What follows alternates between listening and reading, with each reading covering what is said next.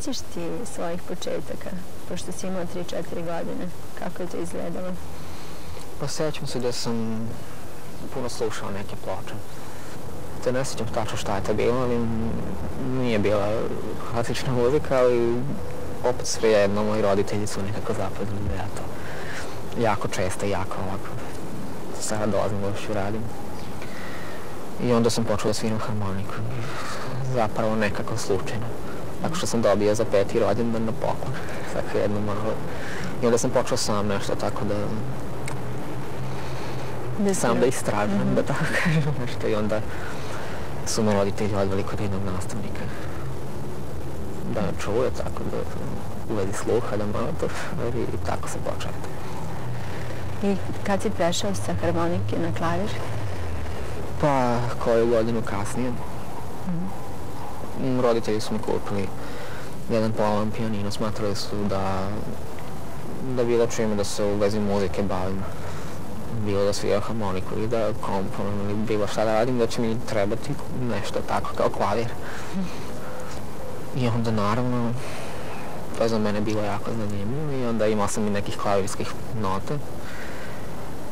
I onda sam svirao, počeo sam tako da sviram i počinjelo sve to više da me interesuje. I počeo sam zvanično onda i klavir da sviram. I tako dugo vremena sam uporedao i harmoniku i klavir. I bio sam rešio da to tako ostane stalno. Ali nije baš ispalo tako zato što literatura za klavir je ipak daleko šira i to je nekako odvuklo na tu stranu.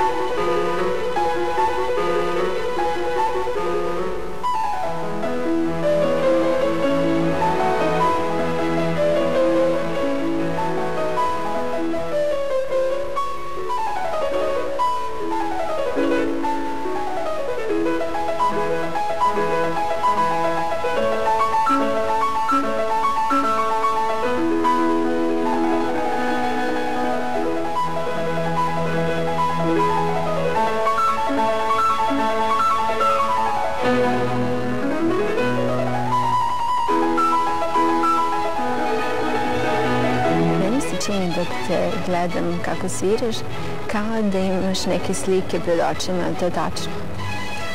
Pa, ja kad sviram ne razmišljam na nekako isti način, kao kad ne sviram, onda se trudim jednostavno da budem u samoj suštini toga što sviram.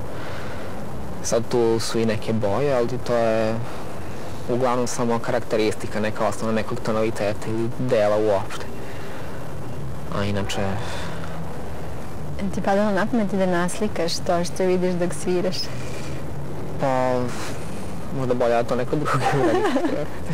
Samo što bi to bilo teško da mu objasniš šta vidiš. Pa je, da. U stvari to se ne vidi baš uvek. to se osjeća više na neki drugi način, ne znam.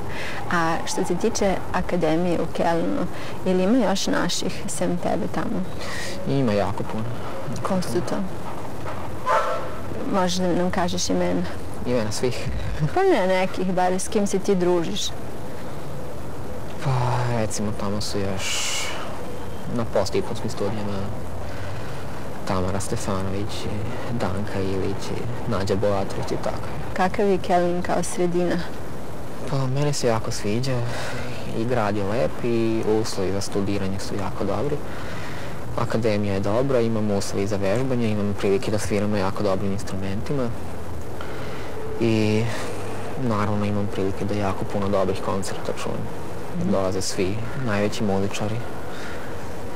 Jel bi voleo da studiraš još negde posle Kelna ili misliš da ćeš tamo nastaviti studije? Pa to još ne znam baš tačno, ali verovatno će još negde. Pa još koliko ti godina ostaje studiranja? 3, jel? U Kelnu da, do diplomskog 3. Diplomskog.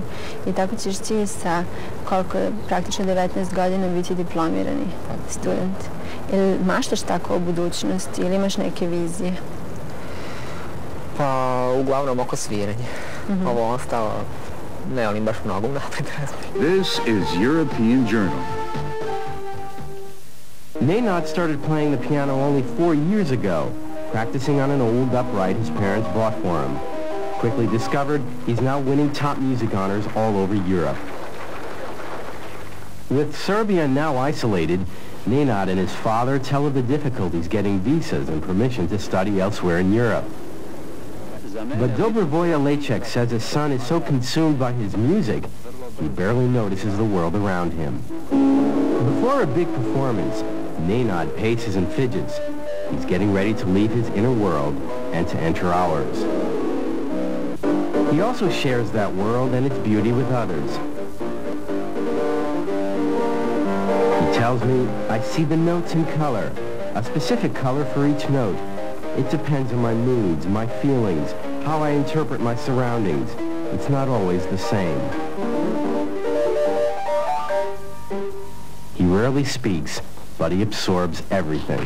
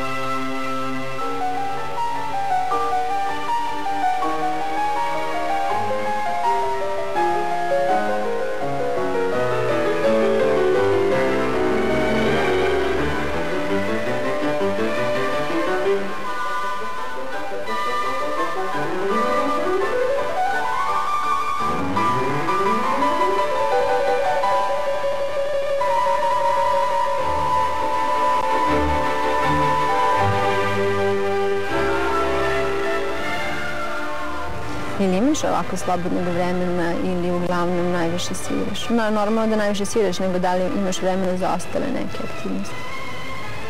Pa i kad ne sviram, uglavnom ono što me interesuje je nekako vezano za muziku.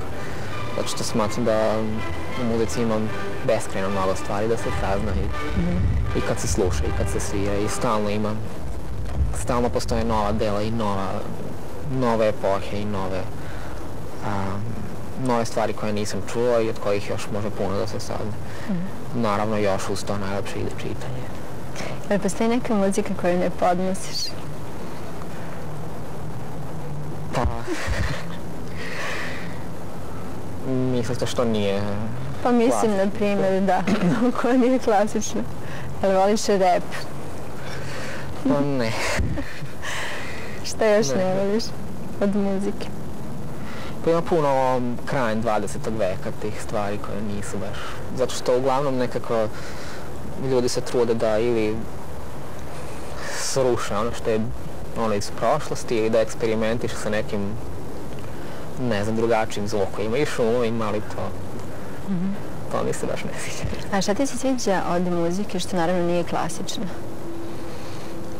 Pa još imam tako dobrog džeza koji mi se sviđa, inače ovo drugo. Jel ideš na koncert, recimo, u Kelnu, džez muzike ili neke druge vrste muzike? Pratiš nekakav muzički život tamo koji nije samo orijentisan na klasičnu muziku? Pa jedino džez, ponekad tu i tako. Ima na akademiji džez koncert, ima odsek poseban za džez, ima često džez koncert. A koji su tvoji koncerti u posljednje vreme? Neke aktivnosti za koje mi možda nismo čuli? Koncerte? Pa sad u zadnje vreme ja sam svirao najviše u Nemačkoj, u Kelnu. Da, to je. Jel dosta vremena posvećuješ koncertima ili se ipak više na studije orijentišeš? Pa za sada još ne toliko, kao što planiram kasnije, zato što još imam oko studije ovako puno stvari. A vidiš, tu se odmah postavlja pitanje menadžerstva. Obično tvojim vršnjacima su roditelji menadžeri. Pa da. Ali kod tebe slično? Tako je, i kod mene. Pa, što se tebe tiče, ti imaš poverenje u sve, kako ti... Pa imam. Oni uglavnom brinu tako o stvarima o kojima ja ne bih mnogo da... Jeli, čula sam da strašno voliš zečeve. Pa da, to još od malena. Od malena? Da. Pa li imaš zečeve tamo u selu? Reci kako ti se zove selo, ja sam zaboravila. Goričani. Goričani, da. Pa ne kod kuće, u šumi. Znam da strašno voliš životinje, da voliš prirodu. Jel ti to inspiriše na neki način? Pa da, priroda je nekako, daje tako širok spektar saznanja, isto kao, nekako slično kao muzika. I po tome je blisko. Da imaš utisak da su se ljudi upravo otuđili i da sve negativno u njima upravo potiče od tuda što su se odvojili od prirode? Pa, dobar deo sigurno, da. Jer priroda nekako kao da te oplemenjuje, jedna šetnja, onako pobudi u tebi neke fine raspoloženja. Pa jeste, zato što tu je sve skladno i... A ti slabo voliš da pričaš? Pa ne, što?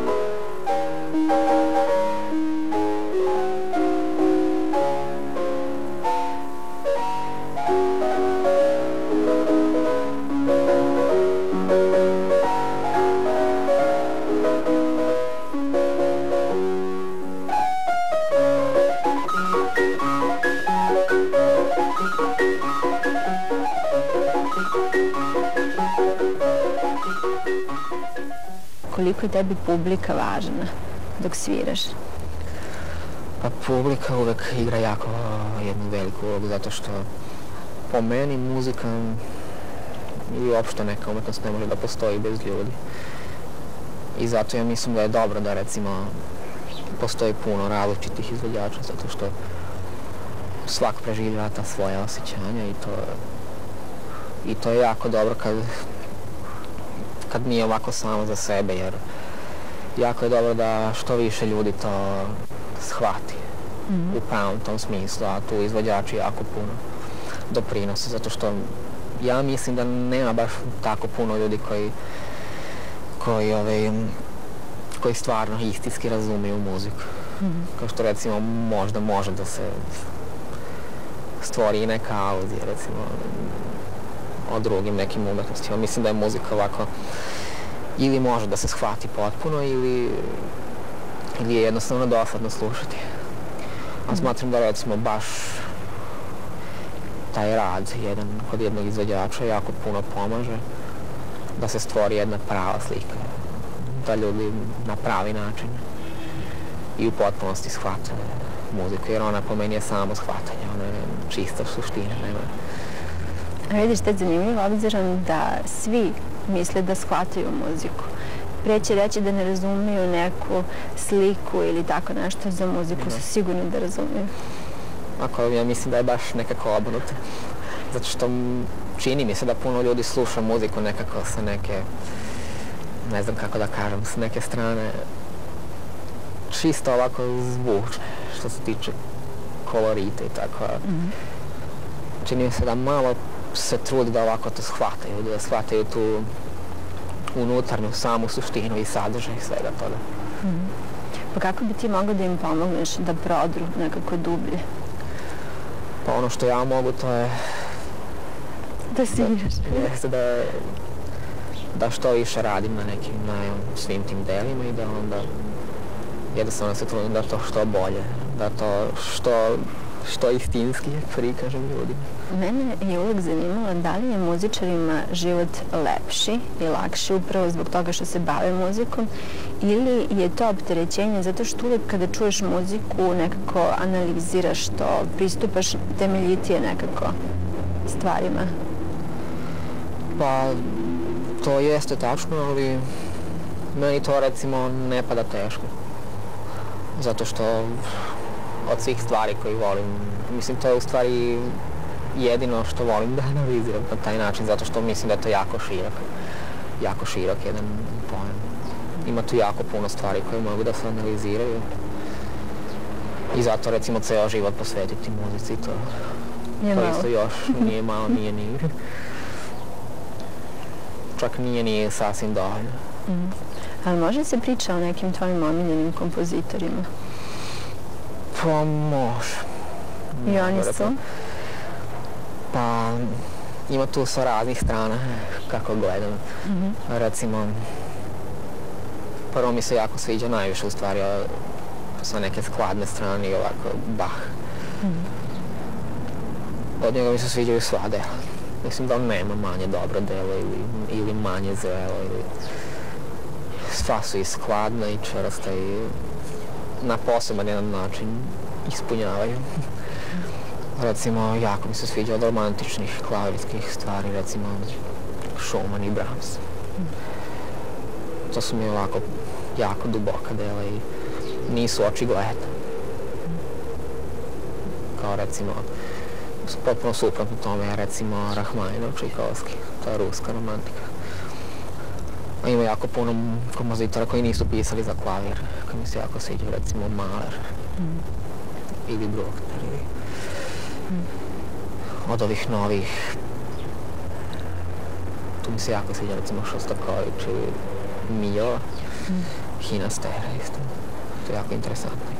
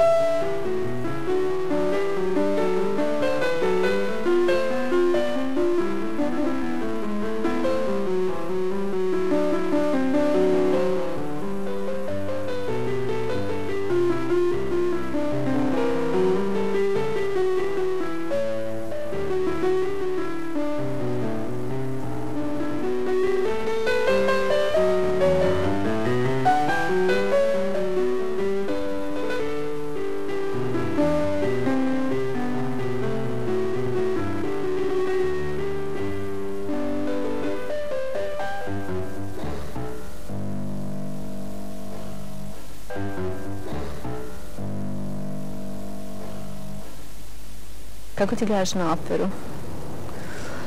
Jel voliš pozorište uopšte? Pa da, od opera to moram da priznam da nisam baš tako mnogo slušao u životu. Ali inače mi se najviše sviđa Wagner. To mislim da su ovako najinteresantnije teme i pruža ovako jednu dobru sliku. Sve to mislim najbolje uklopljeno, ta radnja i sadržaj s muzikom. Ali imaš recimo ti tako želje da nešto sam komponuješ? Pa imam. To već sam radio ovako. Ponekad, ne tako često, ali čini mi se da treba nekako da prođe još malo vremena pa da... A ti se slažeš da su muzičari uglavnom veliki radnici? Pa, da. Mislim da to mora da bude, zato što tek kroz rad mislim da može da se nekako nađe ta suština. Zato što svako delo je jako bogato. Od dobrih dela, naravno. Svako je jako bogato i ima u svakom taktu nešto što recimo kad se jednom sluša prvi put ne može da se zapazi. Zato recimo i kad se sluša treba jako dugo da se sluša i tako ja recimo volim da pre nego što počnem da radim neko delo, uvek ga jako puno slušam da bih prvo na taj način nešto shvatio onda kroz rad. A posle unosiš nešto svoje, naravno, uvijek? Pa da, mislim da to mora, zato što svaki ima svoje osjećanja i mora ta svoja osjećanja da preživlja. Ili imaš dobre uslove za rad? Pa, ne baš. Prvo imam jedan jako loš instrument. Ono što je glavno, u stvari, jedino što mi trenutno treba. Što je im pružilo neke normalne uslove za rad.